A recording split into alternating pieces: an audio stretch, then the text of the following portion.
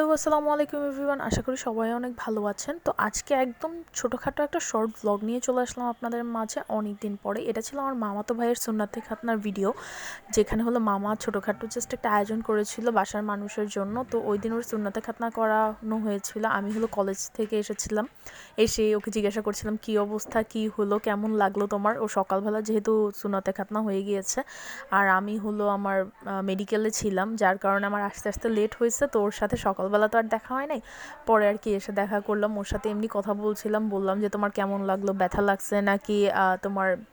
তো বলতেছিল যে না, আমার একটুও ব্যথা লাগে নাই। আর আমি তো এইভাবে শুয়ে আছি, এই যে উপরে ওর একটা টেবিল ছিল, টেবিলটা দিয়ে এটার উপরে ও একটা আর কি ব্ল্যাঙ্কেটের মতো দিয়ে রেখেছিল, জাস্ট যাতে ওর মানে এটার কন্টাক্টে কিছু না আসে, ওর ব্যথা না লাগে। এরপরে হলো সব কিছু প্রিপারেশন শুরু হয়ে গিয়েছিল সকাল থেকে। সকালবেলা মামি দেখলাম ডিম রান্না করেছে আর সব কী বলে স্পাইসেস এগুলো সব রেডি করছে, কারণ হলো বাবুর্চি দিয়ে হলো বিরিয়ানি রান্না করানো হবে।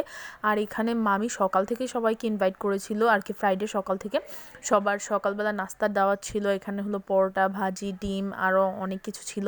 এখানে হলো আমার মামির আব্বু মানে আমার নানা নানুরাও ছিল। তো এমন একটা ডেটেই আর কি করানো হয়েছিল সুন্নাতে খাতনাটা, যাতে হলো সবাই থাকে।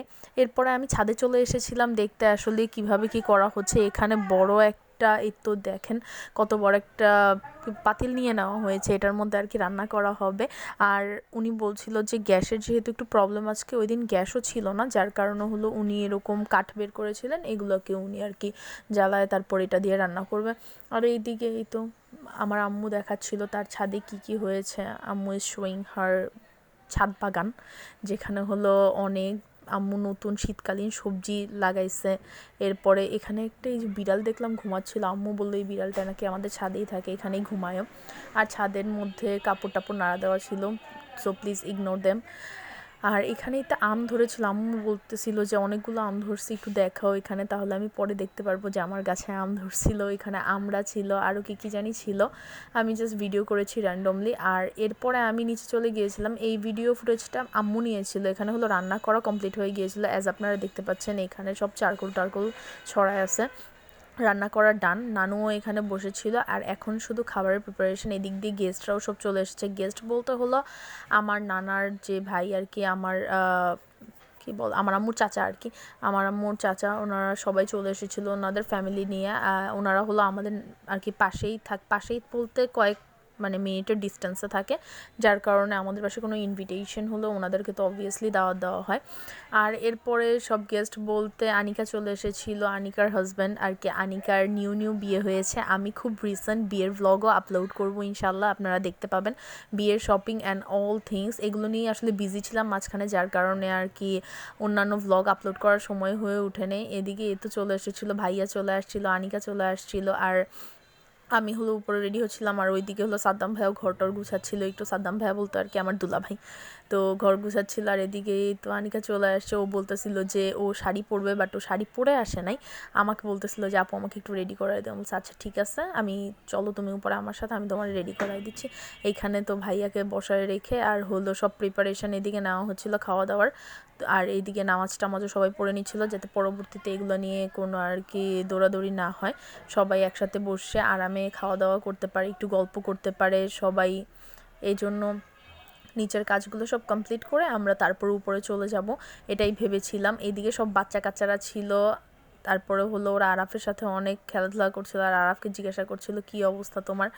তো আরাফকে এই অবস্থায় দেখে আপনারা কিছু মনে করবেন না, তো আপনারা তো জানেনই এটা খুব ভাইটাল একটা জিনিস আমাদের মুসলিমদের জন্য, তো সেই জন্য এটা তো করানোই লাগতো। আর এর কয়েক মাস আগে আবার হলো আমার যে ভাইগনা আর কি, তানহাজেরও সুন্নাতে খাতনা করানো হয়েছিল।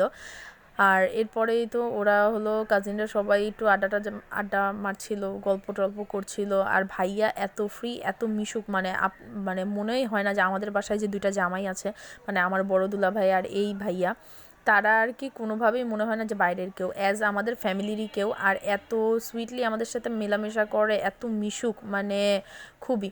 আর এইদিকে আমি হলো ঘরটর গুছাইছিলাম, তো নুসরাত আবার একটা ভিডিও করতেছিল যে দাঁড়াও তোমাকে একটু দেখাই। আমি হলো টুকটাক যা পারছি আর কি নিজে নিজে করছি।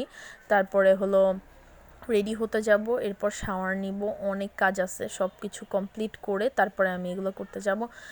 আর নিচের যতগুলো ভিডিও এর মধ্যে ম্যাক্সিমামই দেখা গেছে হয়তো নুসরাত করছে, না হলে আম্মু করছে, কারণ আমিও উপরে বিজি ছিলাম। অ্যাজ আমি বললাম যে আনিকাকেও আমার রেডি করাতে হবে, আমার উপরে এই দায়িত্বটা ছিল। তো এর জন্য আর কি ওরা কি ভিডিও করেছে আমি জাস্ট দেখছিলাম যে না ভিডিও ভালোই করেছে। আর এই তো এরপরে আমি হলো আনিকাকে নিয়ে রেডি করে চলে আসলাম। এখানে ও হলো একটা ম্যাজেন্টা কালারের শাড়ি পরেছিল আর ওকে খুবই সুন্দর লাগছিল। আনিকা মাশাআল্লাহ এমনি দেখতে অনেক সুন্দর, উইদাউট মেকআপই ওকে অনেক সুন্দর লাগে। তো আমার কোনো কিছু এক্সট্রা এফোর্ট দিতে হয় নাই ওকে, জাস্ট আমি একটু ওকে কম্প্যাক্ট পাউডার আর জাস্ট লিপস্টিক দিয়ে দিছি অ্যান্ড অল ডান। মানে ও এমনি মাশাআল্লাহ অনেক সুন্দর। এখানে ভাইয়া বসেছিল, আমি বলতেছিলাম ভাইয়া আপনার বউকে সাজায় দিছি, এখন টাকা দেন, এটা ওইটা এগুলো বলতেছিলাম। আর বলতেছিলাম কেমন লাগে, চোখ ফিরাইতে পারতেছেন না। আর আমার খালামুনিরাও তো দিকে দুষ্টমি করতেছিল, বলতেছিল কী দেখতেছো সোহান, আমাবস্যার চাঁদ নাকি পূর্ণিমার চাঁদ? তো ভাইয়া খুব সুইটলি আবার উত্তর দিল যে না, সে পূর্ণিমার চাঁদই দেখতেছে। আমার ছোটো খালামুনি আবার একটু দুষ্টমি করে বলল যে এই পূর্ণিমার চাঁদ, কয়েকদিন পর মনে হবে আমাবস্যার চাঁদ দেখতেছো।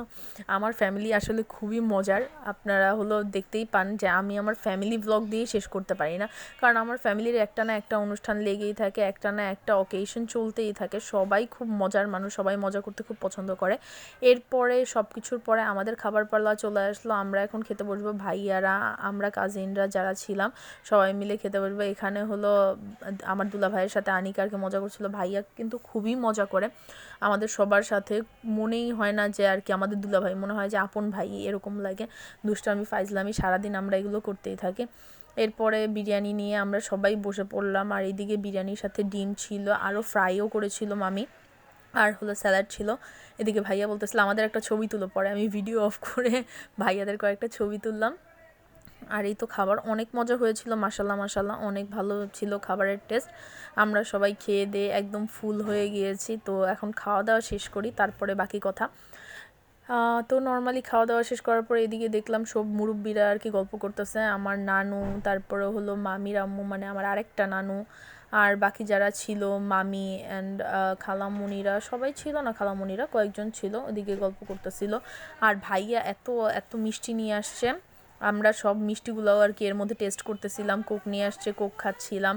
মিষ্টিগুলো অনেক মজা ছিল, মিঠাই থেকে মিষ্টিগুলো নিয়ে আসছিল। আমার স্পেশালি লাড্ডুটা অনেক মজা লাগছে, লাড্ডুটা অনেক ভালো ছিল। এদিকে আমি সারা তাসিনকে জিজ্ঞেস করতেছিলাম তোমাদের খাবার কেমন লাগছে, খাবার কি কমপ্লিট হয়েছে নাকি। আর এদিকে অ্যাজ ইউজুয়াল আলিফের সাথে তো আমার একটা সবসময় শয়তানি লেগেই থাকে, মানে আমি ভিডিও করব মানেই ওরে আমার আনতে হবে, কারণ ওরে আমি কিছু একটা কোশ্চেন বলে ওরে ভেবাচাকা খাওয়াই দেবো।